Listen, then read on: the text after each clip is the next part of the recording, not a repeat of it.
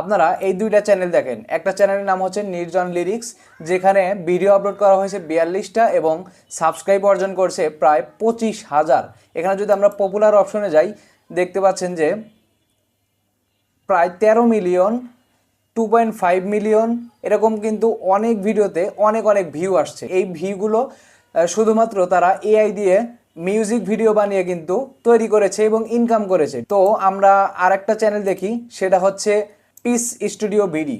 এই চ্যানেলেও দেখেন মাত্র 185টা ভিডিও আপলোড করে 94.9K সাবস্ক্রাইব অর্জন করেছে। এখন তাদের যদি আমরা সোশ্যাল ব্লেডে যাই, তারা কীরকম ইনকাম করে তাদের একটা অ্যামাউন্ট আনুমানিক একটা ধারণা করি।